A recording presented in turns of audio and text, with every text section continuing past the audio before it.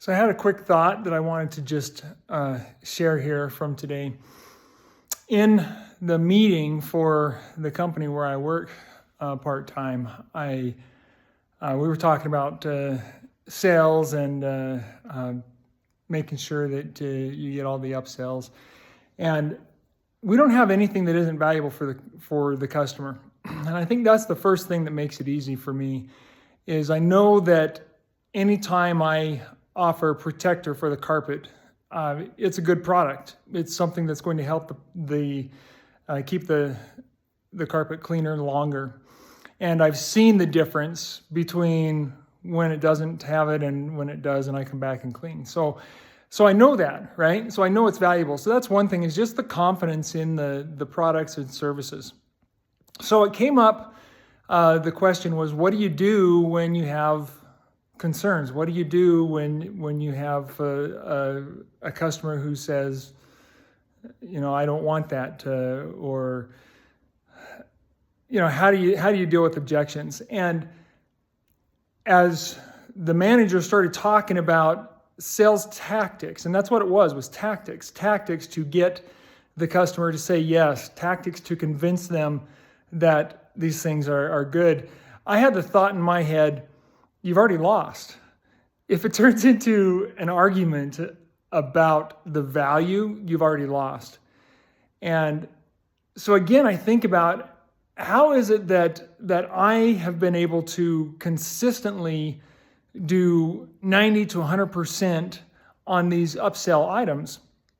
And I'm not here to brag. I'm not saying any of this to brag, but I'm just trying to understand, what is it that makes me different from the others? And one of the things that I noticed in that meeting was, as the manager was talking about the sales tactics, I started feeling a little anxiety. I started feeling anxious, concerned, like it was stressful, right?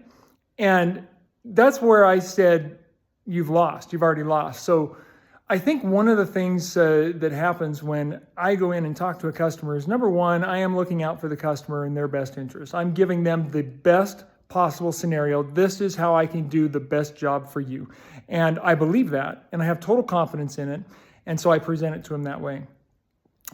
If they start balking at it, or for some reason don't like it, or the budget just isn't there, 9 times out of 10, I'm just going to say, okay, we don't need to do it. It's not a big deal. I mean, we can cut this, we can cut that. What do you want to cut? And I had one of those situations yesterday where I ended up not cleaning a big walk-in closet because the budget wasn't there and she didn't want to do it. But she did want the disinfectant to kill all the microbial life in the carpet. And so I look at this and I think, what is it that makes the difference? And my thought today was the peace in my heart, the emotions, controlling my emotional state. When I'm talking to customers, I feel good about who I am, about what I'm doing. And not only am I confident, but I'm not trying to pull one over on them. I'm not trying to get anything. I'm just doing the best I can to be the best person I can and give the best service in that situation. So I would say one of the most valuable things when it comes to creating success, and I've looked at it over the years and thought, well, I kind of created that by accident. Well, it's not created by accident. And a big part of bringing that success and letting those accidents happen is your emotional state, and controlling your emotions and keeping yourself in a calm state, because our energy is felt by others. And that shouldn't be disputed. That's scientific fact now. If you walk into a room and there's an argument that's been happening, you can feel it, right? The dog knows it. Most of us can pick up on that too. So keeping the emotional state high is one of the most valuable things.